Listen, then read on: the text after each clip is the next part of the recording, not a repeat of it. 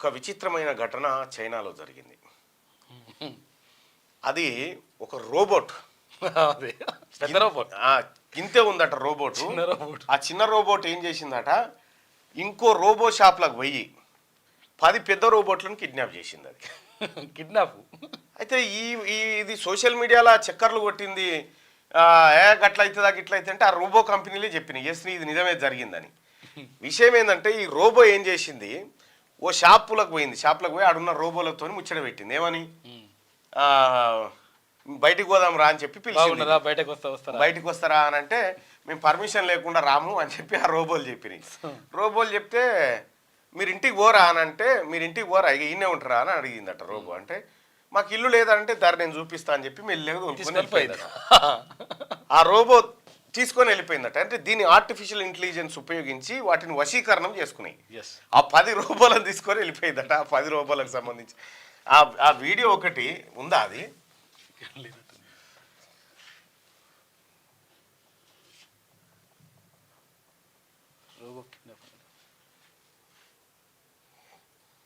Robo kidnapping China.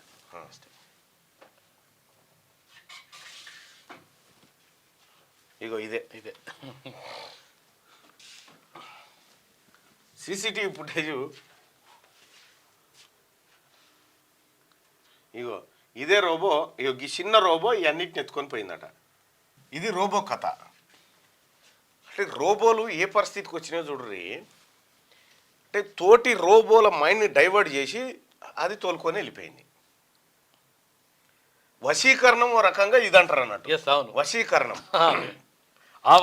దానికి మరుగుమందు ఇవన్నీ వస్తాయి. అన్ని సరే అదేదో బర్లకో బిర్లకో పెట్టిరని చెప్తారు వెనకట, కానీ పెట్టిరో ఏందో అది మనకు తెలియదు. కానీ విషయం ఏంటంటే రోబోలు ప్రపంచంలో ఏ స్థాయిలోకి, ఇప్పుడు మనుషులు చేసే పనేనా ఇది, రోబోలు చేసే పనేనా ఇది, ఈ కిడ్నాపింగ్ మాయమాటలు చెప్పేసుకోవడం. రోబో సినిమాలో చూసినాం. అయితే యాక్చువల్ గా రోబో ఒక మనిషిని ప్రేమిస్తుంది, ఆ పిల్లని ప్రేమించేసి నాకే కావాలంటది. ఇది ఇది ఎంత ప్రమాదకరమైనటువంటి విషయము.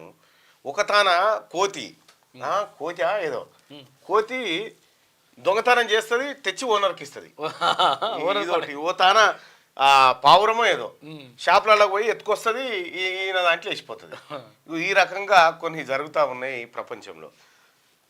క్యూ న్యూస్ ఛానల్లో పనిచేయటకు అనుభవం గల సీనియర్ వీడియో ఎడిటర్స్ కావాలను సంప్రదించవలసిన నెంబర్ 8688926084. qnewsads@gmail.com ను సంప్రదించండి. లైక్ చేయండి.